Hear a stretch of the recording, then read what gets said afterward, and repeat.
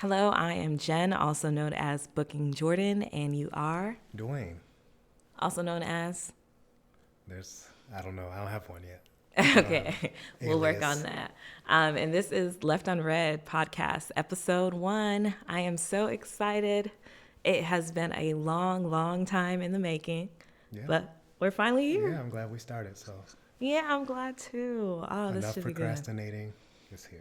Yeah. So this will be really fun. We'll get to talk about all things books and reading, like, from articles, writings, all sorts of stuff from people of color, primarily Black people, which is very, very exciting. And it's been on my heart for a while. So this is really, really good. But episode 1, so where are we going to start? You tell me. We're actually going to start with Becoming by Michelle Obama. Now, this has been talked about so much.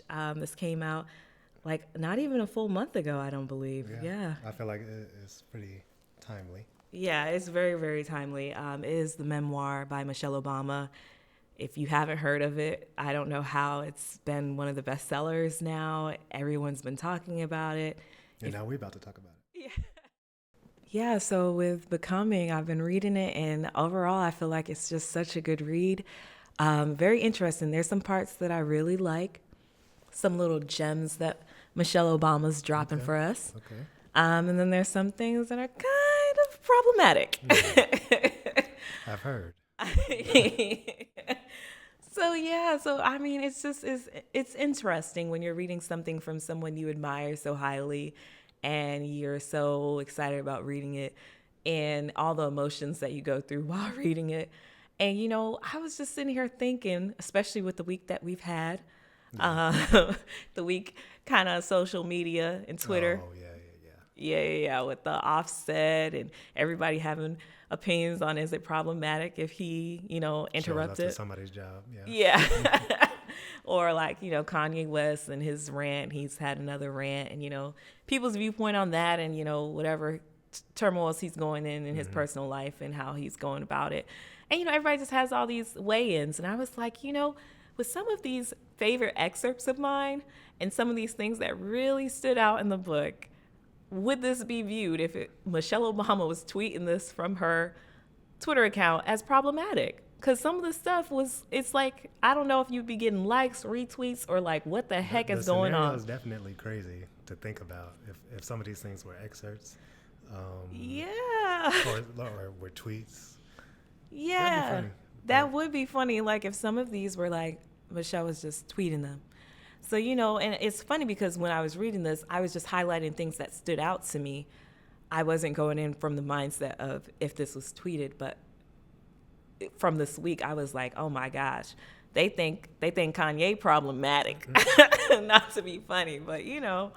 I'm like, wow, but anyways, let's just dive into the book because there's the tons of stuff from the good, the bad, the ugly, all of it. So yeah. Let's get into it. When you heard about the book, what were some of your initial thoughts? Well, I was surprised that it was this big a seller. I guess it made sense like after a while, but I didn't really have any thoughts going into it. I thought it would be cool. I thought she would be pretty guarded. I mean, because I view her, even though she doesn't view her as a politician or a political person, I do. A lot of the way that she handled certain positions or her matriculation through school was in a political or calculated fashion. So that's why I didn't feel like this, really juicy type thing. But I thought it would be balanced and it would give a lot of overall information, culminating her life to this point. Yeah, so that's interesting. I guess when I went into it, I don't think I had that same viewpoint. I don't know if I thought she was going to be guarded necessarily. I just wanted anything and everything Michelle Obama. I felt like I missed her.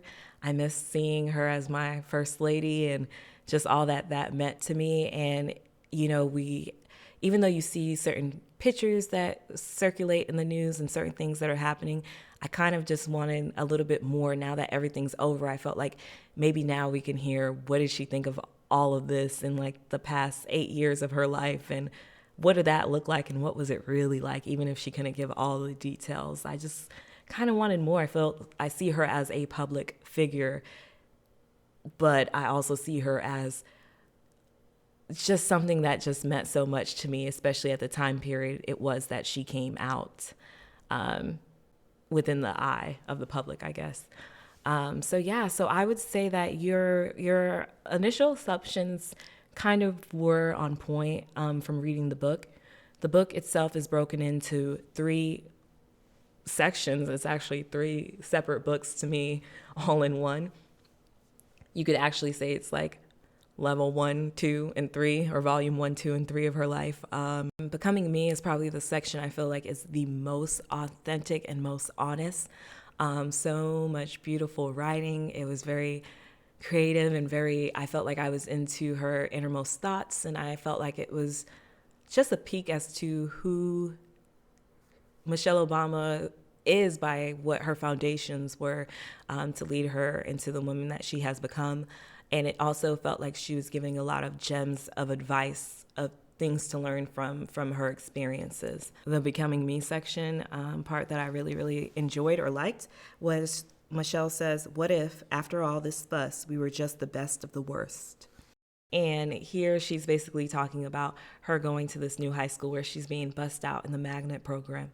And it's going to be her first time really, they basically took some of the best students, and it was supposed to be a really good mix. Turns out it was a little bit more Black than was expected, but it still was a mix of students from all different sorts of backgrounds. And she had people who came from money that were there, and it was just such a big shock. So she was like, what if after all of this we were really the best of the worst? This is just a self-doubt. And for me, I felt like I could relate to that so many times throughout my life. And I just wonder, I don't know if that's just what it's like being part of a disenfranchised population, or even a minority group, where you constantly have to do those affirmations to yourself. And anytime you're put into a population where the bar seems to be raised a little bit, or it's just a little bit outside your comfort zone, you're wondering, like, am I really that good, or was I just good because I was in a smaller setting? I think a lot of times people can doubt themselves throughout their lives, no matter what they're going through, especially if they're going to a new circumstance. Yeah. And especially when you're, every influence around you is basically you're dumb, you're ugly, and all that stuff. So you keep hearing that over and over again. That may have some impact. So that passage may be a reflection of that. I was in a conversation. I had a one-on-one with one of the directors, and I was like, sometimes, because I feel like things are easy. I was like, sometimes I don't know if people are congratulating me or applauding me because I'm just a Black guy doing it or something like that. And she was just like, so. And so at some point it's like, okay, you're the best of the worst. So it's like you're still achieving. So it's like, I am the best of the worst. No, you're not. You're the best, and that's what it is. Okay. Not saying that I'm the best of the worst, but it's just, yeah. I wonder, do other people have to even think that, or do they just say, I'm going to a new school? Because for us, we have to kind of be good or do good. Oh yeah, I don't think people who, I don't think for instance, I don't think a white male would have as much of a likelihood to have to repeat that to themselves as much as a Black male or a Latino male or, whatever minority group.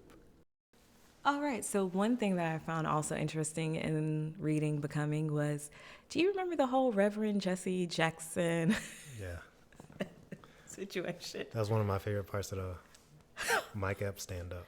Oh, I thought you were going to say favorite parts of this process.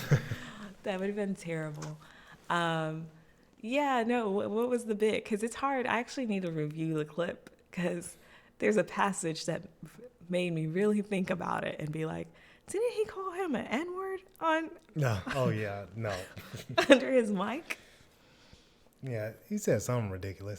Well, I found super interesting. So, as this person is introduced in the books, Santita's father was famous. This was the primary impossible to get around fact of her life. She was the eldest child of Reverend Jesse Jackson. And she goes into this, and basically the two of them were childhood friends. They remained friends throughout college. She was in Michelle Obama's wedding. Like, they're close friends. So I was like, I never knew that. Did you know that?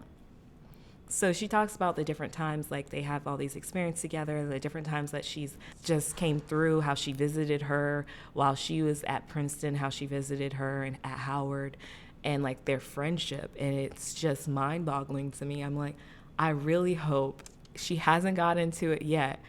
And I'm like, at what point in the presidential run did Homeboy say that about her husband? Because I wonder what that would be like if my childhood friend's father got caught under the mic people saying don't that. be friends with their friends' parents like that. Just especially maybe if they're famous. That person was probably always traveling. You never saw them. Yeah, he was always traveling, but it's still like just I don't know. I don't. And it's I'm like not like Baracus, his friend, I his guess. child's friend. But it was a shocking situation, whether or not I knew the context, shocking. anyways. That's something that's cool to kind of like learn, looking back on it. Yeah. Kind of think about what that moment might have been like when she found out. I'm hoping she writes about. I don't know, because right now we're still in the first year of Obama's. Well, the part that I'm on, I'm in the first year of Obama's presidency. Well, it happened already. So this was when he was running. Yeah. She doesn't talk about it. Darn it. Darn. That's what we want to know. We don't want to know about this Reverend Jeremiah Wright nonsense that you're getting into. I want to know about how'd you feel. Because that's why people was talking about how he was up in the audience, crying after he had called him a bitch on the mic. God. Did he really call him a B word? I don't know what he called him. Okay, I thought he called him the N word. We need to actually look that up. But anyways, maybe we don't. Oh my God. My phone's right there if you're trying to reach. You need it? Oh, okay. So Michelle Obama, she talks about her getting into Princeton, and she talks about basically like the whole fact of her guidance counselor. Wait, did she talk about the school she applied to? Yeah, Princeton. That's the only one?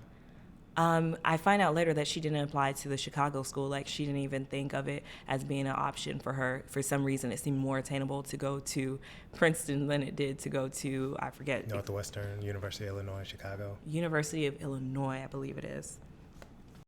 But her brother went to Princeton. Mm-hmm. So she kind of...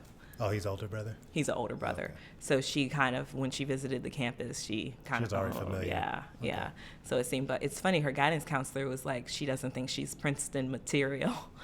And she doesn't say that she said it because she was black or anything like that. But you know how they kind of discourage you from whatever your goals are or whatever. I remember my guidance counselor session didn't really go that great either, as far as some of the aspirations that I had.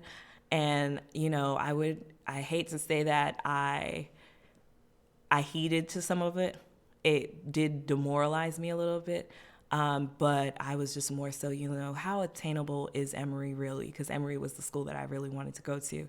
And I was like, how am I going to afford all of this? Even if I do get in, I do think I could get in. And I mean, my application fee, everything was waived.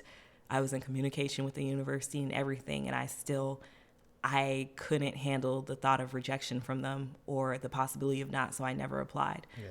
Which is crazy to think about, but it's crazy how they do that in the school systems. I don't think a lot of those guidance counselors are well equipped for those type of conversations, at least when we were going to school. I mean, I don't know. Mine was, I feel like there's a lot of bias that goes into it. Again, you're not Princeton material.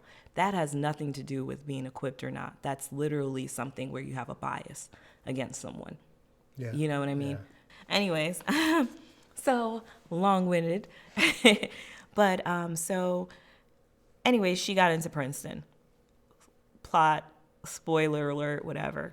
So I guess she got out of the am I good enough type thing? No, she didn't. Did she talk about why she applied? She had to tell herself, and her personality type was to prove people wrong.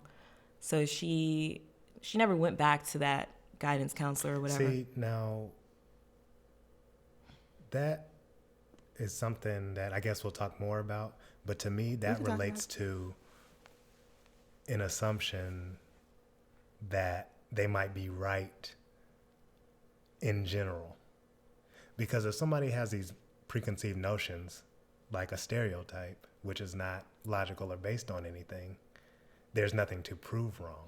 Yeah, when you're a 17, 18-year-old kid, though, and then you have an adult telling you that. I understood. No, I get what Yeah. you're saying. I'm saying when we combine all the things that I'm assuming you're going to talk about. What are in you this book, assuming I'm going to talk about in this book? just respectability, politics type stuff. Why do you feel that way? Just from things I've heard or seen on the internet. Oh, okay. But you can't trust the internet. all the time. You can't, because it doesn't really paint the full picture. Anyways, let's get into, we're talking about Princeton here. Now she's here at Princeton, and I think that is interesting because up until this point, she doesn't really talk about race that much. Like in Becoming Me section, race is glossed over. It's not really deep dived into. Even there's a section where her father gets his car keyed or vandalized. I should say, they never said keyed. And it's implied that it was probably racially motivated, but it's never flat out stated. It's just more so like all of these instances, while we know Michelle is Black, a lot of her upbringing just seems very American. It doesn't necessarily bring into race. She also goes into race a little bit when she talks about her paternal grandfather, Dandy, who basically calls, I'm sorry that was an awkward laugh, but calls like certain Black Americans or ghetto Black Americans boo-boos. And he feels like they give Black people a bad name. And she kind of talks about that mentality and how his upbringing and all the struggles that he went through kind of shaped the lens that he views the world out of. So she touches on race, but it's not really a deep dive. She finally gets into talking a little bit more about race. And this is a passage while she's actually at Princeton University. She's talking about her experience there. And then she goes on to talk about Kathy, which is one of her roommates. Her mother, a school teacher from New Orleans, had been so appalled that her daughter had been assigned a Black roommate that she badgered the university to separate us. Her mother also gave an interview confirming the story and providing more context. Having been raised in a home where the N-word was a part of the family, having a grandfather who'd been a sheriff and used to brag about chasing Black people out of his town, she'd been horrified, as she put it, by my proximity to her daughter. All she knew her freshman year was that Kathy was moved out of the triple into a single room. I'm happy to say I had no idea why. And that's pretty much, she doesn't really go into her emotions involved in that. It literally cuts and space, and it says a big M, my financial aid. It stops right there. I'm looking at the passage. Nothing to see here, folks. Stop it. My financial aid package at Princeton required me to get a work-study job. No explanation, just. Yeah. So she wants you to, I guess, in this case, make your own inferences. Yeah. And she wants to put it out there. She made a couple of points without saying her position on them. She's talked about basically police brutality without making a sheriff chasing people out. That's police brutality. Oh, see, that was the context I would have a form of got. oppression from police. She mentioned casual racism, how things were used in the home. So maybe not overt in the way they communicated outwardly, but in their home. And highly educated people, meaning someone who went to Princeton, could be racist. So she mentions a lot of things about racist systems. However, she doesn't speak on her views on them or what they mean or how they make her feel. Even when you were describing the adjectives of how she described what racism was like, it could be like things that go like some of the talking points that white people use about racism. Oh, you just have to work harder, or if you just reach out, or so all those types of things. Not very deliberate, but very political, but still important to share what she shared in that passage. But it was very abrupt, but maybe the abruptness makes it stick with you. I'm not sure of the literary devices. Yeah. But I don't know about that. Yeah. To end it off like that in a memoir about yourself, but you end a passage describing other people without how something like that impacts you, it's curious to me at this point for someone who hasn't read yet. Yeah, and for someone who has read. That's crazy because, we have been refraining to talk about this just so it could be a natural dialogue. And I'm glad, yeah, that articulated a lot of what I felt. And not only that, a lot of what I didn't even think about, because for someone like me who read this, I was trying to figure out where are the gaps in this and how did you feel about this? If this happened to you, mine is always from probably a more emotional standpoint where I'm like what you're saying, you're glad you didn't know about it. Great. And it's glossed over as if this wasn't a big issue. It is a big issue. And then when you put into all the different topics that technically were mentioned in here, I wouldn't even have grasped that from that because the passage was cut off so short. I didn't even have the time to really process. I was like, dang, that sucks that, that family did all these atrocious things. And she's saying that they seemed embarrassed by it. For me, I was more so offended that it even seemed like she was not apologetic for them, but almost understanding of their position and kind of minimize the severity of the whole situation as a whole. I don't know. Reading it put a bad taste in my mouth. I want to cut to the chase on this whole conversation. Let's get to the passage that was on Twitter because that's what's basically framing this whole conversation. Dwayne's over here pulling up. I got it highlighted, baby. Oh, you got it already? I mean, okay. So we'll get back into the we'll good get parts. back to it, but we want to get back into it. But this is what's framing because this is what started this whole conversation between me and Jen around this book. Because I'm not reading it. And so this has kind of framed my outlook into the book. So I want everybody to be aware. So backstory, Dwayne comes to me and he shows me this passage. I'm at work. Okay. Taking a break. Okay. So Dwayne tells me like this passage of the thing. And he's like, did you see this? And I'm thinking like, he was so shocked by it, and I was like... Well, I wasn't shocked by it. I didn't read it yet. Oh, okay. You didn't read it yet. That's right. He sent it to me, and I read it, and I was like, well, I don't understand what people are so shocked by that excerpt for, because reading the book throughout, like even Becoming Me and stuff, it falls into line with everything else that was said. So then you did read it, and you were like, what? Like, you were a little livid. Yeah, I was... curious for about 5 minutes, but then I cooled down. So for me, I was thinking like, yeah, she's been making all these subtle jabs, technically being a little bit more difficult on Black people versus anything that could possibly get her into some trouble. We're going to get into that. I'm telling them what sparked this. Okay. Dwayne, okay, we'll go. Dwayne can't wait. So we're going to go. Let me quote her here so I'm not doing it wrong.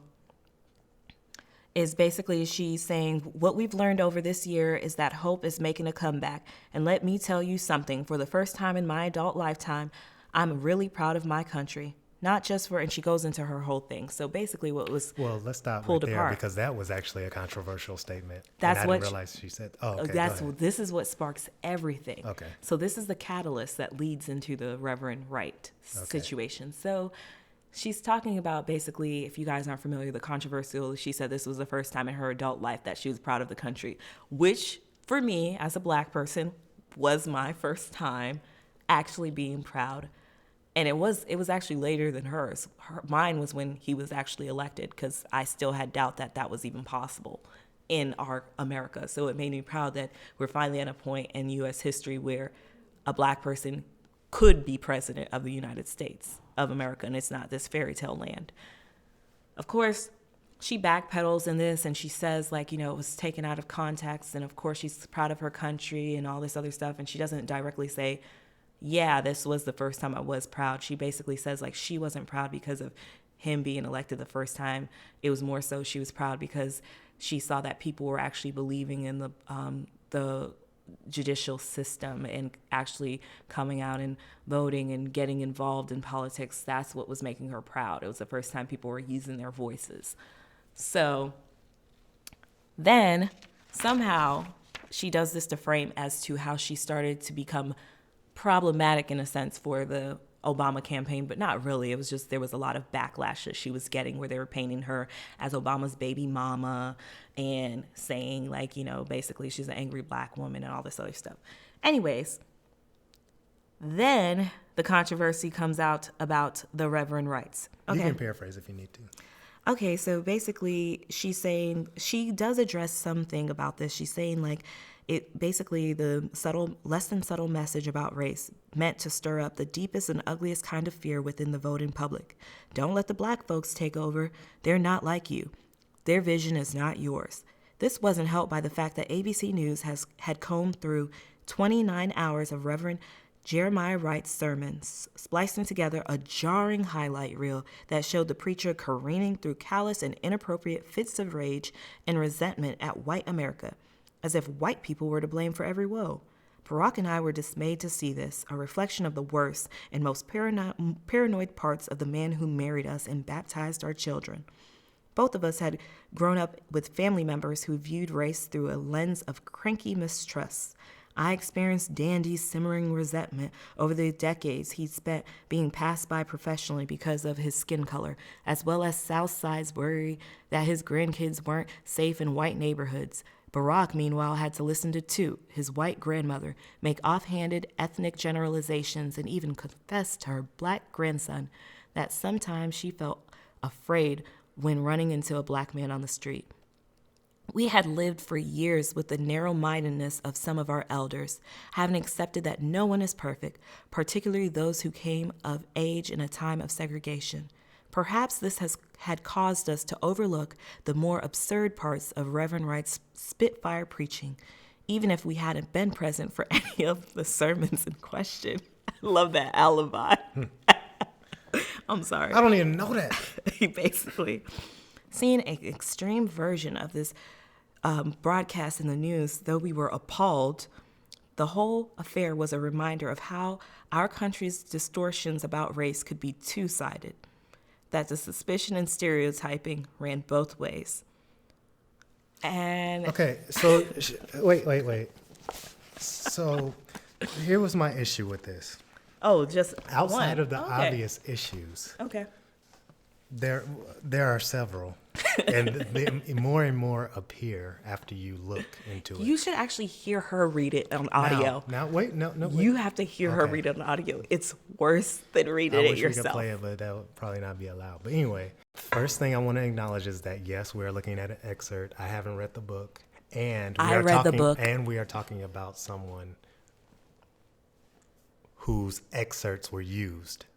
So, and kind of maybe taken out of context. So I do want to acknowledge Yeah, that. and that's the funny part. Like, a funny part of this is this section is about basically how our excerpt was taken out of context, and we're doing the same thing to her. Only difference is we're reading the whole thing, and this wasn't someone who was given a message. She wrote this in print.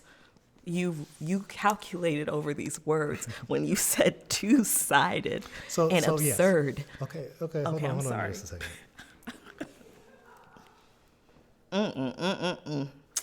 Chile. Woo, Chile. So, what part of when they go low, we go high is this?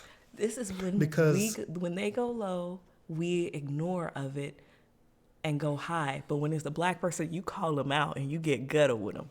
I'm sorry, go ahead. So, some of those speeches from Reverend Wright were from like 2001. Even if they One were of the from main speeches- 2000. Oh, I'm sorry. One of the main speeches was right after September 11th, which is why it caused such a big uproar. So it's 20 years ago. And obviously the election was about 10 years ago when the controversy happened. I don't understand where the going high is in this passage. I also don't understand how a smart person and a lawyer can make this type of argument. They can when they're a politician. The argument doesn't make sense. It says distortions about race could be two-sided and then suspicion and stereotyping ran both ways. But one person, you literally mentioned facts for that they're one passed group over. of people. Yeah, passed over due to segregation. And then you mention fear based on what? Yeah, based on From- the person being black. It was because they were afraid of black I men. mean, a person who lived in America, a black person in America during that time it's based on suspicion and stereotyping, their fear of white people. I just don't understand how you connect that to Reverend Wright. Why did she have to Even put if it you in? believe that doesn't even make sense. Mine was more so like, I guess because it was such a big scandal, she felt like she had to address it in the book. But part of me is like, why did she have to address it? This brings me back to the Reverend Jesse Jackson situation where she didn't bring that up. Maybe because of her close bond with his daughter, out of respect, she didn't. Clearly, you have no respect for this man who baptized your children and married you. Because I don't understand what the relevance is where you had to drag him through the mud. It's something we were over. When I was reading this memoir, I didn't even expect this to be in here. This wasn't even something that, to me, was a big deal when this whole situation happened. To me, it ran through when she's talking about paranoia. It's the paranoia of people thinking that because we have a black person in office that all of a sudden only black agenda is going to be addressed or whatever, and we're going to take over. Like, to me, that is what this passage is almost reassuring these people that were paranoid about to understand the truth. And it's like anybody who was level-headed didn't have an issue with him and his preachings. Like, it wasn't even that radical. It was literally saying what any minority or oppressed group would be saying. Like, yeah, but that's the point. The nerve. Maybe of him. I didn't And hear all of the stuff. Maybe I didn't hear all of the sermons. There had to be stuff behind the scenes, and then he also kept going and started saying a little bit more weird stuff. But okay. it wasn't. It wasn't out of the normal. It was just like they probably just wanted him to be quiet. But I don't know why it would make it to this book. Yeah. and you would put it on a level playing field. Because it's like resurfacing this. Because I can understand distancing yourself from him. Simmering resentment over decades he spent being passed by professionally because of his skin color. Decades. He had simmering resentment, and that was disgusting to her. Basically, that's the tone. She doesn't use that word. Simmering resentment. That's to invoke the fact that he was almost an angry black man. No, he was an angry black man. Yeah, but she's putting it in the context in a book where she talks about being called an angry black woman, and then you talk about your own family member as an angry black person who's angry about racism. Another thing that disturbed me is that, like I said, this happened, I think, for the most part in the early 2000s, and then obviously around the 2008 time period. And then after the passage about Reverend Wright, she goes on to say, someone, meanwhile, had dug up my senior thesis from Princeton, written more than 2 decades earlier.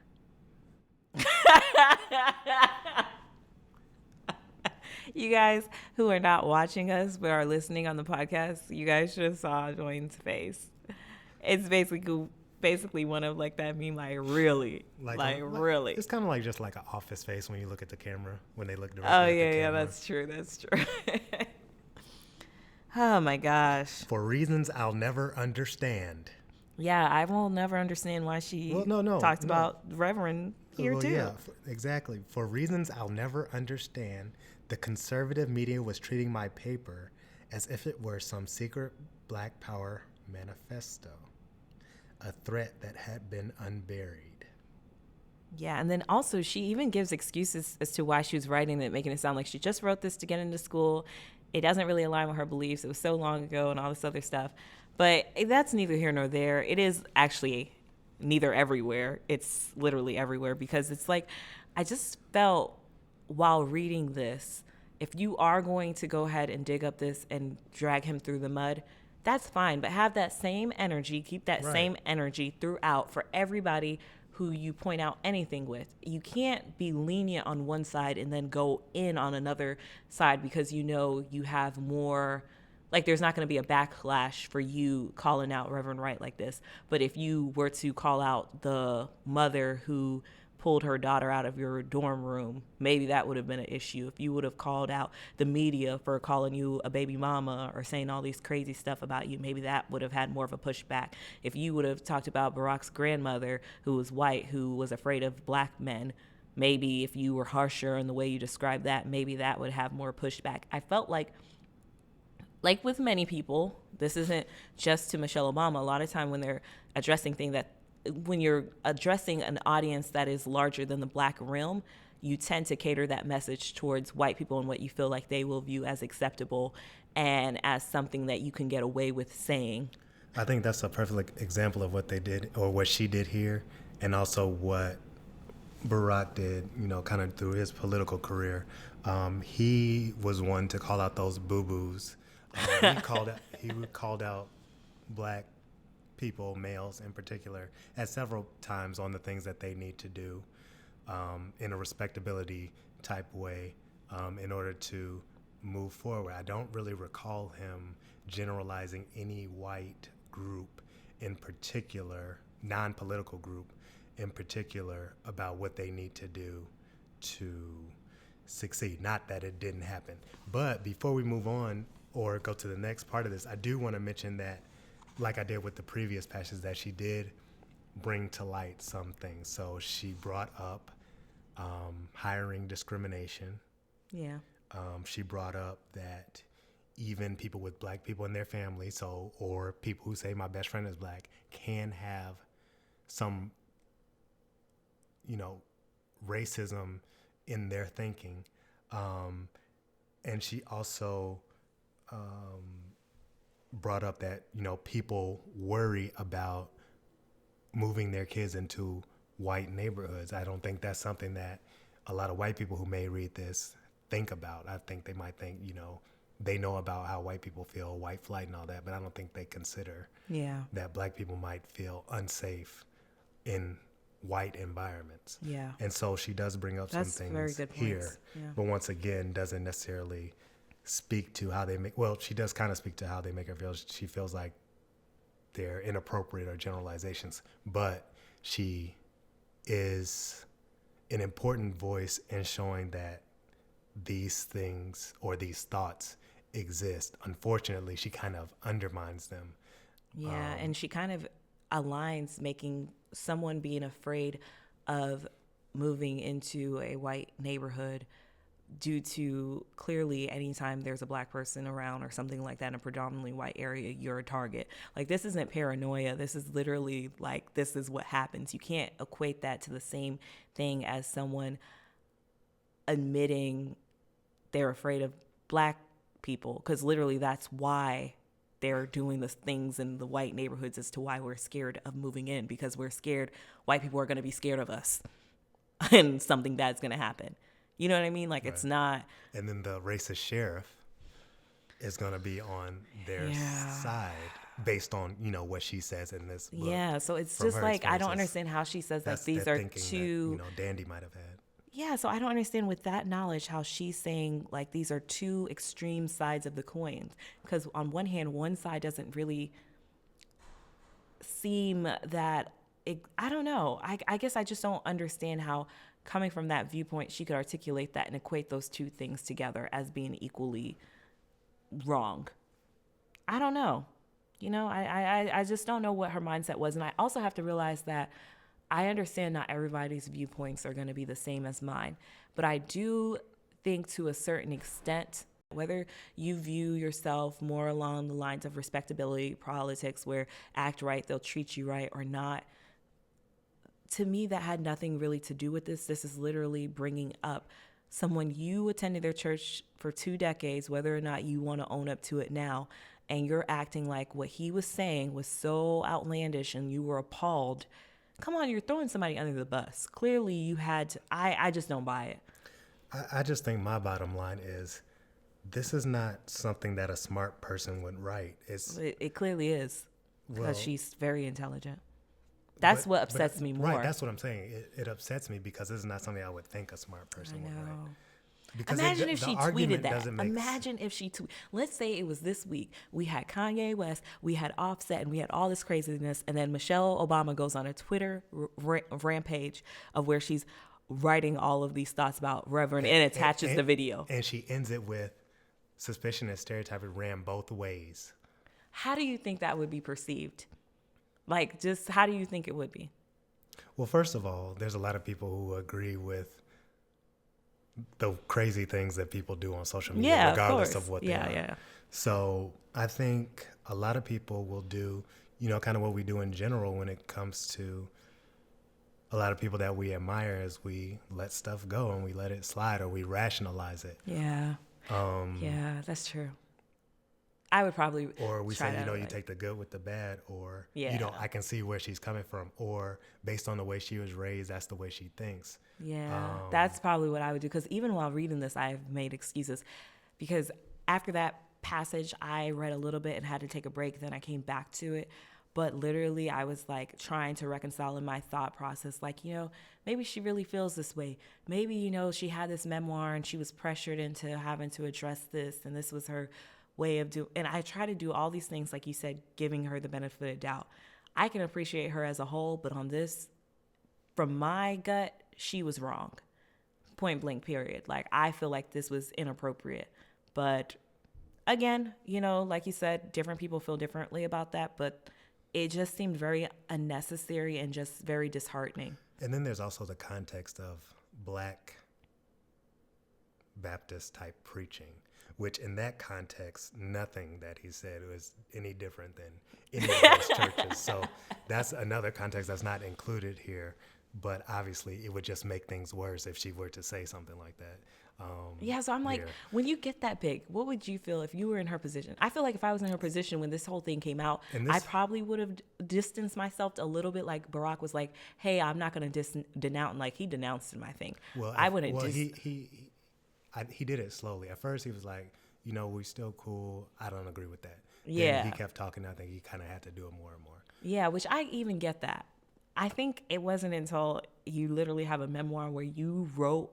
I mean, you know how many edits of this had to be taken where you thought this was a part that you wanted to keep, and you use the certain language, like you said, with the language like appalled and the alignment and comparisons, and how you literally started the chapter talking about bullies and taking words out of context, and it brought you to this point.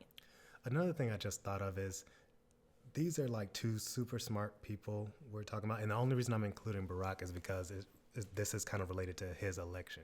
So I'm mainly talking about Michelle, but since it's related to the election, I'm saying them. Is that not good?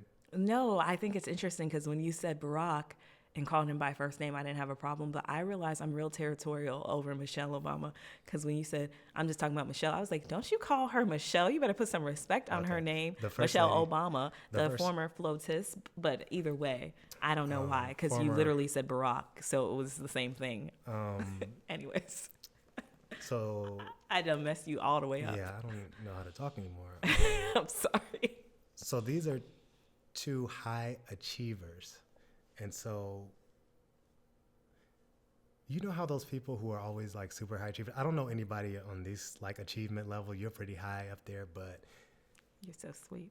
Those people, if they get like B's or like 99s, they're not right. And so yeah, I was like that. This is their only mark. And there's nothing on Barack. This is it. Oh, and this so is that's like, why you think she thought that was messed important. Up our perfectly clean slate. Obviously, every other political person has all these other stuff going on. This isn't even him doing anything, but this was their pretty much biggest scandal. That is him so, I'm glad you said that. That gave me a little bit of peace, even though it's wrong, but coming from the lens of understanding what mindset she could have been coming through. Because for the life of me, I'm like, why are you bringing this up? It's not that big of a deal. But from that lens, she probably felt like she had to go in because she put the ownership more so on him ruining whatever image that not ruining, but, that one little tick mark against them, even though I don't think it was really a tick mark. This wasn't well done in this area. Yeah, it wasn't. I guess we can let's bring it back to some good things. So some good things that I thought were brought up.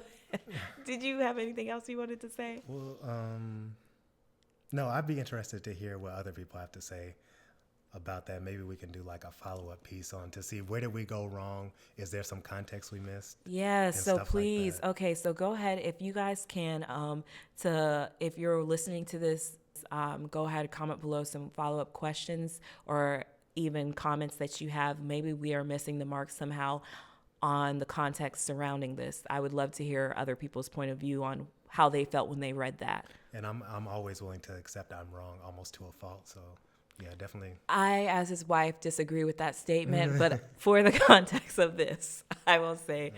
that I too am very open, like, to hearing people's beliefs or hearing people's opinion on it and going from there. So let's get on to some good things. So some of my peers felt their otherness more acutely than I did. My friend Derek remembers white students refusing to yield the sidewalks when he walked in their path. Another girl we knew had 6 friends over to her dorm one night to celebrate her birthday and promptly got hauled into the dean's office, informed that her white roommate evidently hadn't felt comfortable with having big black guys in the room. There were so few of us minority kids at Princeton. I suppose that our presence was always conspicuous. I mainly took this as a mandate to overperform, to do everything I possibly could to keep up with or even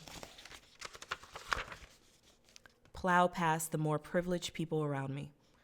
So that gives you more of her lens. Like, when faced with any type of adversity or anything that kind of seems like someone is calling out her otherness instead of calling them out on it, her viewpoint or ideology is to overperform and compensate for that, which aligns with respectability politics, which makes me realize, everybody has a different coping mechanism and different solution for racism as an, a system. So part of me is like, that's really how she feels. I still think it's problematic, though. Yeah, I think, the reason I have an issue with respectability politics is because I feel like good critical thinkers don't promote it even if they believe it or something like that, or you just don't fall into that trap of that being your main go-to of rhetoric. I feel like you're more balanced in knowing, like, to a certain extent, yes, I'm going to work twice as hard, whatever, I understand that. But the goal shouldn't be that everybody work twice as hard to receive respect. The goal should be that we even the playing field and call you out when you're being unjust or unfair. You know what I mean? So it's like, I don't know. One answer to that isn't going, I don't know. Yeah, I mean, my main respectability politics thing is the way you wear your pants thing. It's the most, I mean, some cultures don't even wear pants.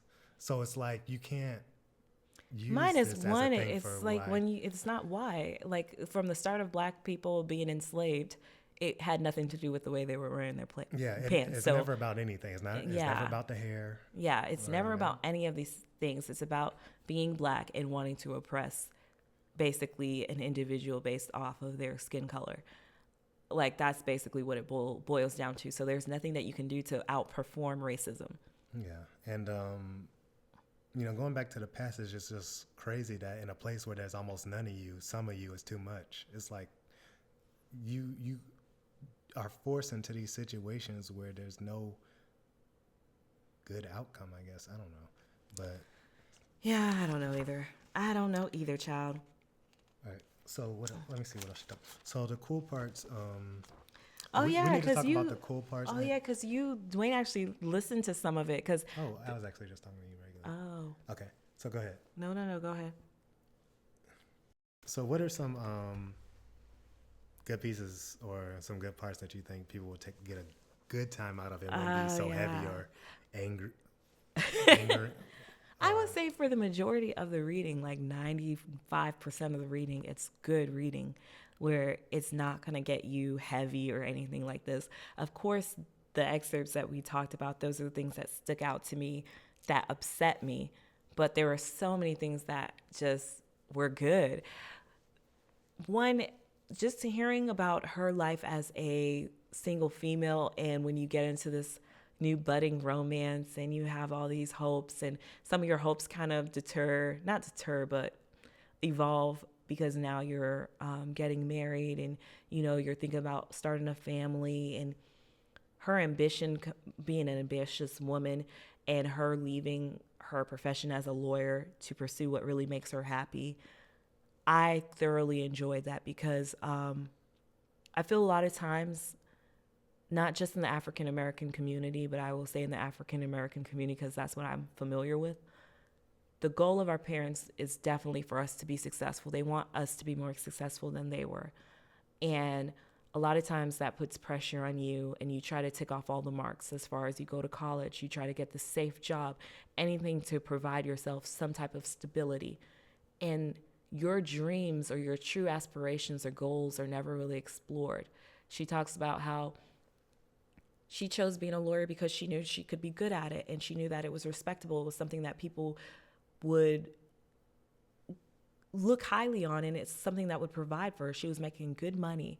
She was moving up in her firm, and she was performing well, but she wasn't fulfilled. She wasn't happy. And how does she leave that? And she talks about even the conversation with her mother when she was told her mother she was having doubts about this, and her mom's like, girl, make the money now, worry about being happy later.